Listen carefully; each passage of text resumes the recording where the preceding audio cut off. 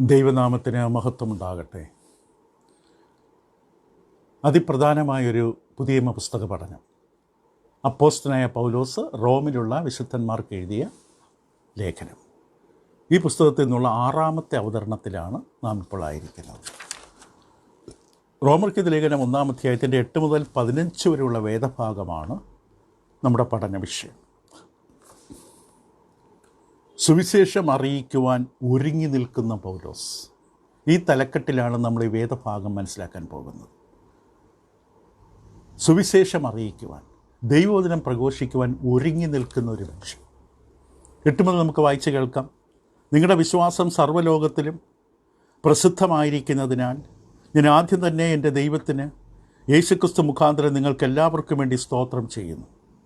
ഞാൻ ഇടപെടാതെ നിങ്ങളെ ഓർത്തുകൊണ്ട് ദൈവേഷ്ടത്താൽ എപ്പോഴെങ്കിലും നിങ്ങളുടെ അടുക്കൽ വരുവാൻ സാധിക്കേണ്ടതിന് എൻ്റെ പ്രാർത്ഥനയിൽ എപ്പോഴും യാചിക്കുന്നു എന്നുള്ളതിന് അവൻ്റെ പുത്രനെക്കുറിച്ചുള്ള സുവിശേഷ ഘോഷണത്തിൽ ഞാൻ എൻ്റെ ആത്മാവിൽ ആരാധിക്കുന്ന ദൈവം എനിക്ക് സാക്ഷി. നിങ്ങളുടെ സ്ഥിരീകരണത്തിനായി ആത്മികപരം വല്ലതും നിങ്ങൾക്ക് നൽകേണ്ടതിന്, ആകയാൽ അതായത് നിങ്ങൾക്കും എനിക്കും ഒത്തൊരുമിച്ചുള്ള വിശ്വാസത്താൽ നിങ്ങളോടുകൂടെ എനിക്കും ആശ്വാസം ലഭിക്കേണ്ടതിന് ഞാൻ നിങ്ങളെ കാണുവാൻ വാഞ്ചിക്കുന്നു. എന്നാൽ സഹോദരന്മാരെ, എനിക്ക് ശേഷം ജാതികളിൽ എന്ന പോലെ നിങ്ങളിലും വല്ല ഫലമുണ്ടാകേണ്ടതിന് നിങ്ങളുടെ അടുക്കൽ വരുവാൻ പലപ്പോഴും ഭാവിച്ചുവെങ്കിലും ഇതുവരെ മുടക്കം വന്നുവെന്ന് നിങ്ങൾ അറിയാതിരിക്കരുത് എന്ന് ഞാൻ ആഗ്രഹിക്കുന്നു. 14-ാം വാക്യം.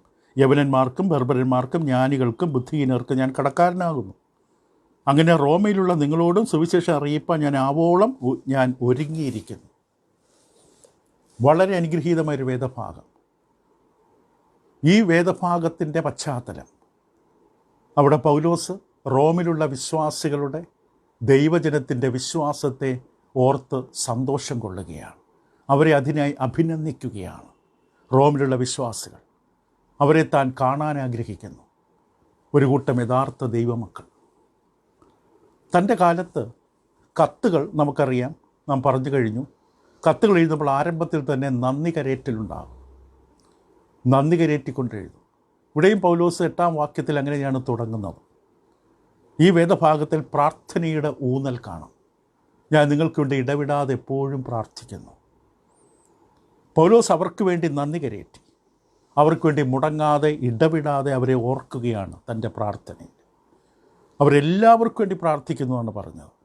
എഫേസ്യ ലേഖനം 6:18 പൗലോസ് എഫെസോസിലെ സഭയ്ക്ക് വേണ്ടിയും നിരന്തരം അവരെ ഓർത്ത് പ്രാർത്ഥിക്കുന്നുവെന്ന് എഫേസ്യ ലേഖനം 6-ാം അധ്യായത്തിൻ്റെ 18-ാം വാക്യത്തിൽ നമുക്ക് വായിച്ച് കേൾക്കാം.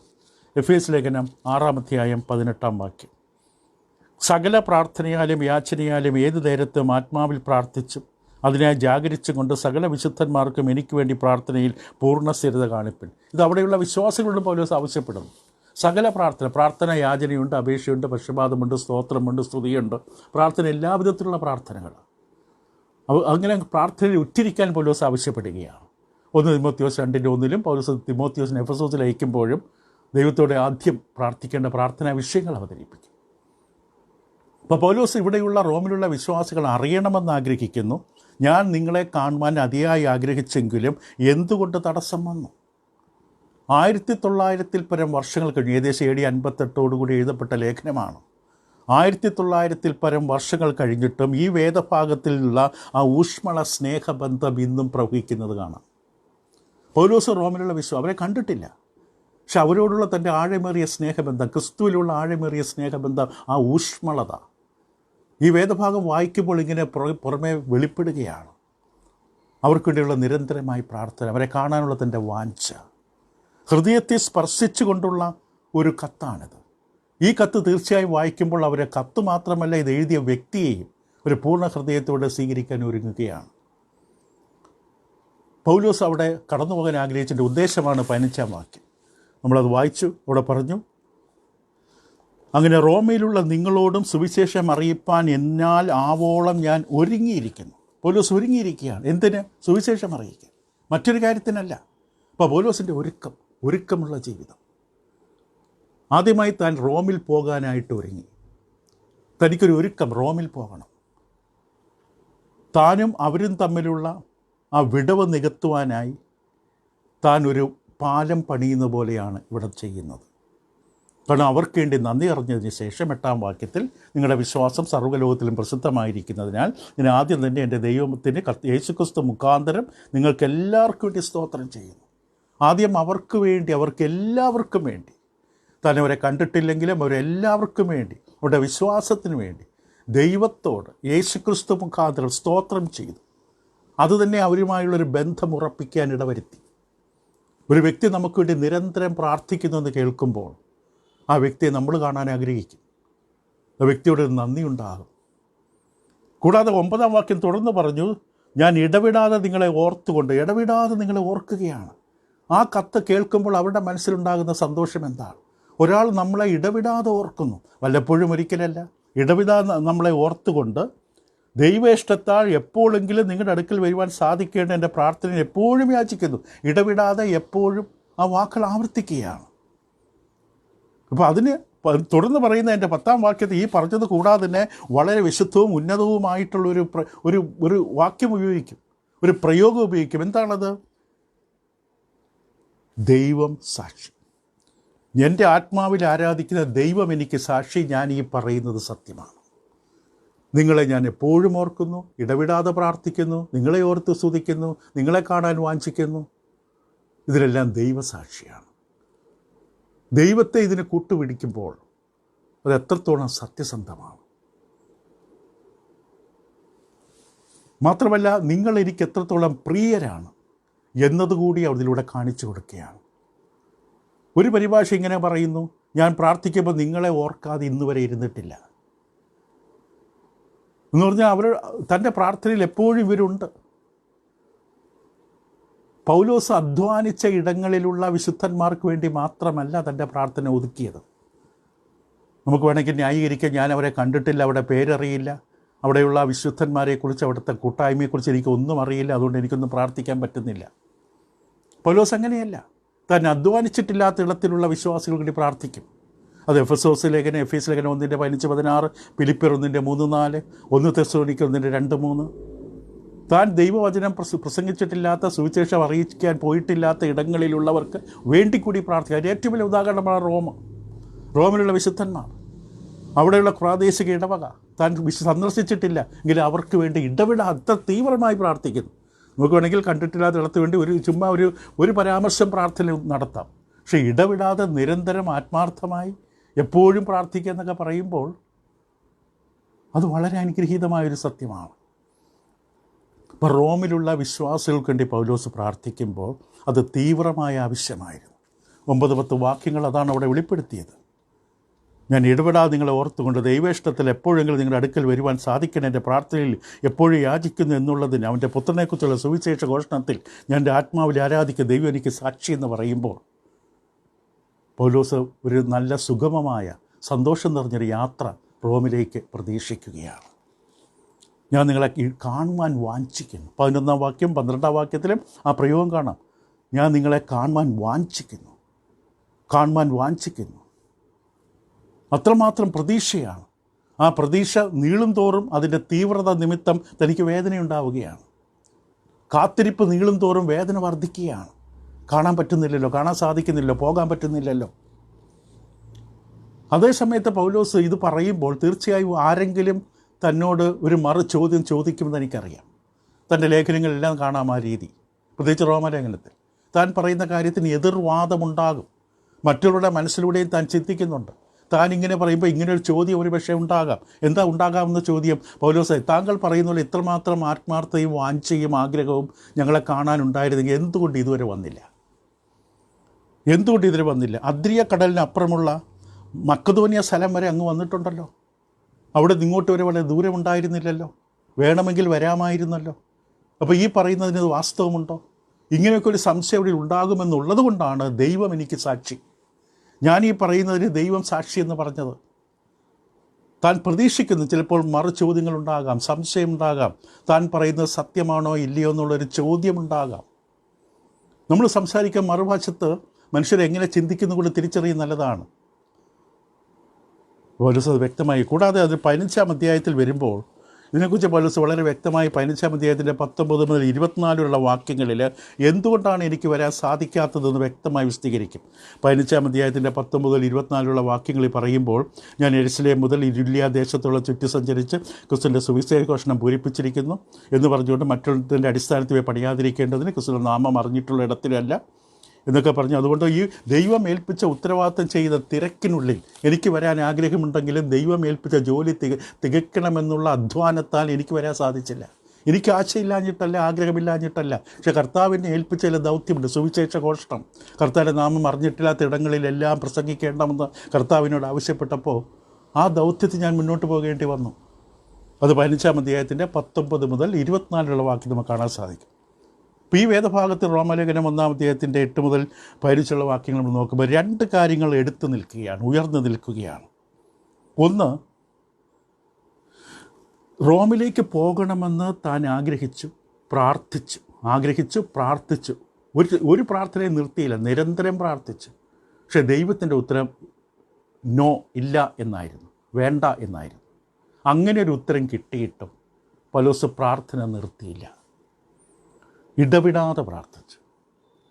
ഇടവിടാതെ നിങ്ങളെ ഓർത്തുകൊണ്ട് ദൈവേഷ്ടത്താൽ എപ്പോഴെങ്കിലും നിങ്ങളുടെ അടുക്കൽ വരുവാൻ സാധിക്കേണ്ടത് നിരന്തരമായി പ്രാർത്ഥിച്ചുകൊണ്ടിരിക്കുകയാണ്. പലപ്പോഴും നമ്മളൊരു വിഷയത്തിനു വേണ്ടി പ്രാർത്ഥിച്ചിട്ട് അതിന് ഉത്തരം കിട്ടില്ലെന്നറിഞ്ഞു കഴിഞ്ഞാൽ നമ്മൾ ഉടൻ പ്രാർത്ഥന നിർത്തും, പ്രാർത്ഥന അവസാനിപ്പിക്കും. പൗലോസ് അങ്ങനെയായിരുന്നില്ല. ദൈവം നമ്മുടെ ഉത്തരം പറയുന്നത് പല തരത്തിലാകാം. ചിലപ്പോൾ ഇല്ല എന്ന് ഉത്തരം പറയും, അല്ലെങ്കിൽ നാം ചോദിച്ചതിനേക്കാളും ശ്രേഷ്ഠമായ ഒന്ന് നമുക്ക് നൽകും, അല്ലെങ്കിൽ കുറച്ച് കാത്തിരിക്കാൻ ആവശ്യപ്പെടും. ഇതെല്ലാം ഉത്തരം ഉവ് എന്ന് പറയുന്ന ഉത്തരം പോലെ തന്നെ ഉത്തരങ്ങളാണ്. ഉവെന്ന് പറയുന്നത് മാത്രമല്ല ഉത്തരം, ഇല്ല തരില്ല എന്ന് പറയുന്നത് ഉത്തരമാണ്, വേണ്ട എന്ന് പറയുന്ന ഉത്തരമാണ്, കുറച്ചുകൂടി കാത്തിരിക്കാൻ പറയുന്ന ഉത്തരമാണ്, നീ ചോദിച്ചതിനേക്കാളും കുറച്ചുകൂടി വലുത് എൻ്റെ കൃപ നിനക്ക് തരാം എന്ന് പറയുന്നത് ഉത്തരമാണ്. പൗലോസിൻ്റെ കേസിൽ, പൗലോസിൻ്റെ കാര്യത്തിൽ ദൈവം പൗലോസിനോട് പറഞ്ഞത് ഉത്തരം കുറച്ചുകൂടെ കാത്തിരിക്കുക. എന്നിട്ടും പൗലോസ് പ്രാർത്ഥിച്ചുകൊണ്ടിരിക്കുകയാണ്. രണ്ടാമത്തെ കാര്യം, വളരെ പ്രധാനപ്പെട്ട ഒരു കാര്യം, പൗലോസ് അവിടെ അടുക്ക ചെല്ലാൻ ആഗ്രഹിക്കുന്നു. പൗലോസ് പറയുന്നത്, നിങ്ങളെ ഓർത്ത് ദൈവേഷ്ടത്താൽ എപ്പോഴെങ്കിലും നിങ്ങളുടെ അടുക്ക വരാൻ സാധിക്കേണ്ടത്. തൻ്റെ ഇഷ്ടം, തൻ്റെ ആഗ്രഹം ദൈവ ഇഷ്ടത്തിന് ഏൽപ്പിച്ചു. ദൈവത്തിൻ്റെ ഇഷ്ടത്താൽ മാത്രമേ ഞാൻ എന്തും ചെയ്യുകയുള്ളൂ. എപ്പോഴെങ്കിലും സാധിക്കേണ്ടത് എന്നൊക്കെ പ്രയോഗം അതാണ് കാണിക്കുന്നത്. എനിക്ക് ഈ ഉത്തരം കിട്ടും, ദൈവം ഉത്തരം തരും. പക്ഷേ എൻ്റെ ആഗ്രഹം പോലെ ഞാൻ നിശ്ചയിച്ച സമയത്തിൽ ഞാൻ ടിക്കറ്റ് എടുത്ത് വെച്ചിട്ട് ദൈവത്തോട് പ്രാർത്ഥിക്കുക, ദൈവം എനിക്ക് ഇന്നടുത്ത് പോകണം, അങ്ങനെയല്ല. ദൈവം എല്ലാ അനുകൂല സാഹചര്യങ്ങളും ഒരുക്കി തന്നു, പോകാനുള്ള സമ്മതം ഉണ്ടെങ്കിൽ മാത്രം അന്നേരം പോയി ടിക്കറ്റ് എടുക്കുക. ഇപ്പോൾ പൗലോസ് സാധാരണ പറഞ്ഞു എപ്പോഴെങ്കിലും സാധിക്കേണ്ടതിന്. അപ്പോൾ അത് വളരെ വ്യക്തമായിട്ട് യവന ഭാഷയിൽ ഇതിൻ്റെ മൂലഭാഷയെ പരിശോധിക്കുമ്പോൾ എങ്ങനെയെങ്കിലും ഏതെങ്കിലും ഒരു സമയത്ത് ദൈവം എനിക്ക് ഉത്തരം തരും. കാരണം റോമിലേക്ക് പോകാനുള്ള തൻ്റെ ആഗ്രഹം അത് ഇതുവരെ തീരുമാനം താൻ എടുത്തിട്ടില്ല. തീരുമാനം എടുത്തു കഴിഞ്ഞിട്ട് പിന്നെ ദൈവഹിതം എന്ന് പറഞ്ഞിട്ട് കാര്യമില്ല. ദൈവഹിതം മനസ്സിലാക്കിയിട്ട് വേണം തീരുമാനമെടുക്കാൻ. വിവാഹത്തിൻ്റെ കാര്യത്തിലും ജോലിയുടെ കാര്യത്തിലും എല്ലാ കാര്യത്തിലും ദൈവഹിതം അനുസരിച്ച് വേണം തീരുമാനമെടുക്കാൻ. തീരുമാനമെടുത്തിട്ട് നമ്മൾ ആപ്ലിക്കേഷനിൽ ഒപ്പിടാൻ വാങ്ങുന്നത് പോലെ, പ്രോഗ്രസ് കാർഡിൽ ഒപ്പിടാൻ ചെല്ലുന്ന പോലെ ചെല്ലരുത്. ദൈവഹിതം മനസ്സിലാക്കണം. അത് റോമലേഖനം 15-ാം അധ്യായത്തിൻ്റെ 22 മുതൽ 32 വരെ നമ്മൾ നോക്കുമ്പോൾ പൗലോസിൻ്റെ പദ്ധതികൾ ദൈവത്തിൽ സമർപ്പിതമാണ്. നേരത്തെ തീരുമാനം എടുത്തു വച്ചിരിക്കുകയല്ല. ദൈവഹിതം അതെന്താണോ ഞാൻ അതിന് വിധേയപ്പെടും. അപ്പോൾ ഇവിടെ അതുകൊണ്ടാണ് വ്യക്തമായി പറഞ്ഞത്. 15-ാം അധ്യായത്തിൻ്റെ 32-ാം വാക്യം നോക്കുമ്പോൾ റോമർ 15:32 ഇത് തന്നെ വീണ്ടും ആവർത്തിക്കും. നമ്മുടെ കർത്താവ് യേശുവിനെ ഞാൻ ആത്മാവിൻ്റെ സ്നേഹത്തെ ഓർപ്പിച്ച് ഞാൻ നിങ്ങളെ പ്രബോധിപ്പിക്കുന്നു എന്ന് പറഞ്ഞുകൊണ്ട് അത് ശരിക്കും അതിന് 31 മുതൽ വായിക്കട്ടെ. റോമർ 15. ഇങ്ങനെ ഞാൻ ദൈവേഷ്ടത്താൽ സന്തോഷത്തോടെ നിങ്ങളുടെ അടുക്കൽ വന്ന് നിങ്ങളോടുകൂടെ മനം തണുക്കേണ്ടതിന് നിങ്ങൾ എനിക്ക് വേണ്ടി ദൈവത്തുള്ള പ്രാർത്ഥന എന്നോടുകൂടെ പോരാടണം. നിങ്ങളും പ്രാർത്ഥിക്കണം. ഞാൻ വരുന്ന ദൈവ ഇഷ്ടമായിരിക്കണം. അങ്ങനെ വന്നാൽ എന്താ ഗുണം? ഞാൻ വരുന്നതുകൊണ്ട് നിങ്ങൾക്ക് സന്തോഷം കിട്ടും, നിങ്ങളുടെ മനം തണുക്കും, നിങ്ങൾ അനുഗ്രഹിക്കപ്പെടും. എൻ്റെ വരവ് നിങ്ങൾക്ക് അനുഗ്രഹമാകും. ദൈവം അനുവദിക്കാതെ ഒരാൾ കയറി ചെന്നാൽ അനുഗ്രഹമാകില്ല. ദൈവം അയക്കാതെ ഒരാൾ സുവിശേഷം പ്രസംഗിച്ച് അത് ദൈവത്തിനും അനുഗ്രഹം കിട്ടില്ല, ദൈവത്തിന് മഹത്വം കിട്ടില്ല. അപ്പോൾ എൻ്റെ വരവ് സന്തോഷത്തോടെ ആയിരിക്കണം. അത് ദൈവ ഇഷ്ടത്താലാണ്. ദൈവ ഇഷ്ടത്താൽ ഞാൻ വരുമ്പോൾ അത് സന്തോഷമാണ്. കാരണം ദൈവം ആഗ്രഹിക്കുന്നുണ്ടെങ്കിൽ ഞാൻ വരും. ഇതാണ് ലളിതമായി പറഞ്ഞാൽ പൗലോസ് ആഗ്രഹിച്ചത്. ഇപ്പോൾ പൗലോസ് തൻ്റെ ഇഷ്ടം ദൈവത്തിൻ്റെ ഇഷ്ടത്തിൽ അടിച്ചേൽപ്പിച്ചില്ല. ദൈവം എനിക്ക് പോകണം പെടുന്ന് വാശി പിടിച്ച് നിർബന്ധം പിടിച്ച് തൻ്റെ ആഗ്രഹം ദൈവത്തെ കൊണ്ട് സാധിപ്പിച്ചെടുക്കാൻ ശ്രമിക്കുന്നില്ല.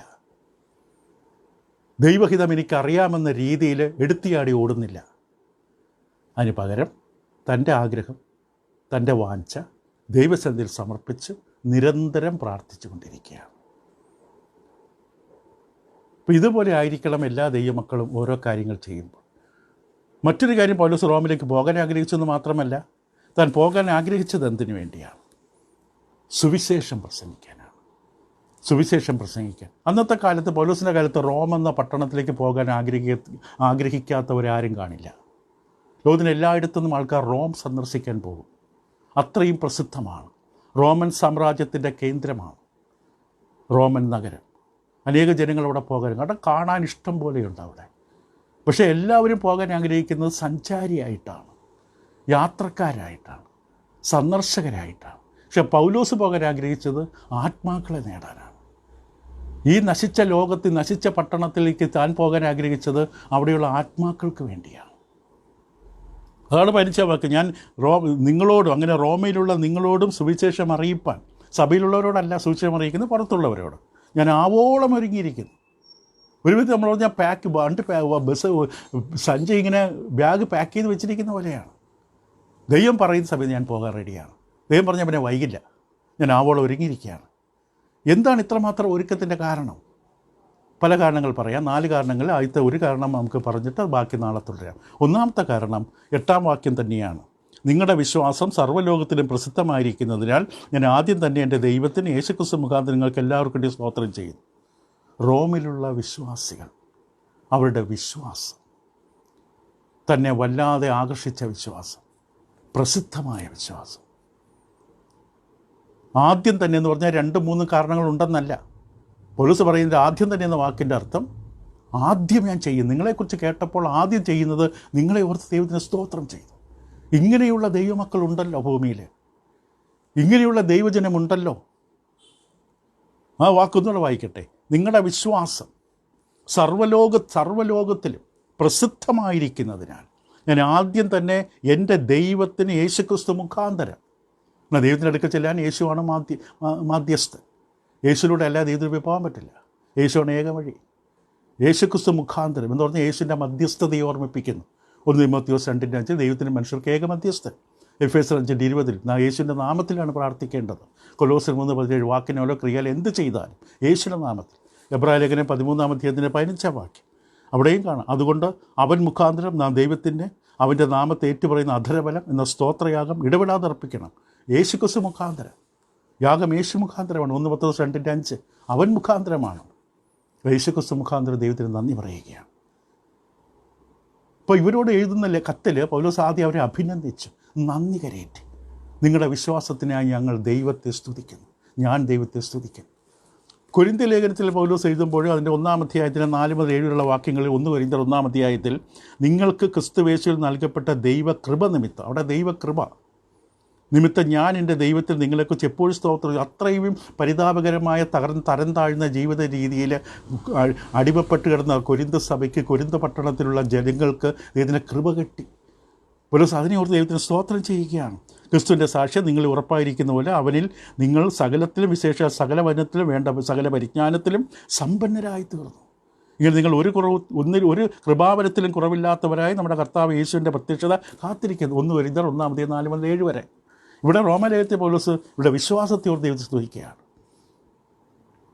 അപ്പോൾ ഇവരെക്കുറിച്ച് റോമിലുള്ള സഭയെ ഓർത്ത് പൗലോസ് ദൈവത്തിന് നന്ദി കരയറ്റുകയാണ്. പക്ഷെ ശ്രദ്ധിക്കുക, പൗലോസ് റോമിലുള്ള കർത്താവിൻ്റെ സഭയുടെ കെട്ടിടത്തെക്കുറിച്ചോ അവിടെ ഇത്രയും അംഗങ്ങളുണ്ടെന്നോ ഒന്നുമല്ല പറഞ്ഞത്. ഇതൊന്നുമല്ല ദൈവത്തെ സ്തുതിക്കാൻ കാരണം.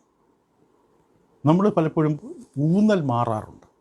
പൗലോസ് റോമിലുള്ള സഭയ്ക്ക് വേണ്ടി ദൈവത്തിന് സ്തുതി ചെയ്യുമ്പോൾ, സ്തോത്രം അർപ്പിക്കുമ്പോൾ അവിടെയുള്ള കെട്ടിടമോ അവിടെ സാമ്പത്തിക നിലയോ ഒന്നുമല്ല, അവിടെ ഇത്രയും അംഗങ്ങളുണ്ടെന്നുമല്ല, അവിടെ വിശ്വാസം. ഒരുപക്ഷെ വളരെ കുറച്ച് അംഗങ്ങളെ ഉണ്ടാവുകയുള്ളൂ. പക്ഷെ അവിടെ വിശ്വാസം, നിർവ്യാജ്യമായ, കപടമല്ലാത്ത, ജീവനുള്ള, ഫലദായകമായ വിശ്വാസം. അതിനെ ഓർത്താണ് നന്ദി കരയറ്റിയത്. ആ വിശ്വാസമാണ് സർവ്വലോകം എന്ന് പറഞ്ഞാൽ റോമൻ സാമ്രാജ്യം. റോമൻ സാമ്രാജ്യമാണ്. റോം ഒരു വലിയ വിശാലമായൊരു പട്ടണമാണ്. അനേകം ആൾക്കാർ വരികയും പോവുകയും ചെയ്യുന്ന പട്ടണം.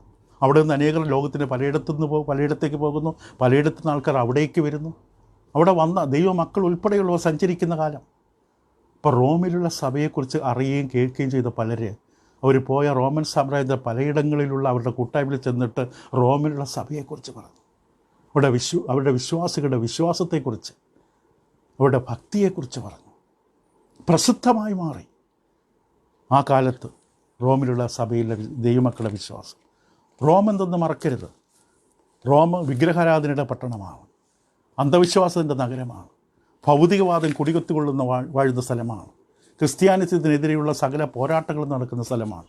അവിടെ നിന്നാണ് ക്രിസ്തുവിൻ്റെ പ്രകാശം തേജസ്സോടെ ജ്വലിച്ച് പ്രകാശിച്ചത് മറ്റുള്ളവർക്ക് കാണാൻ. റോമിലുള്ള സഭ ഒരുപക്ഷെ ചെറിയൊരു കൂട്ടായ്മയാകാം, പക്ഷെ അവിടെയുള്ള വിശ്വാസികൾ അവരെ വിശ്വാസം കാത്തു സൂക്ഷിച്ചു.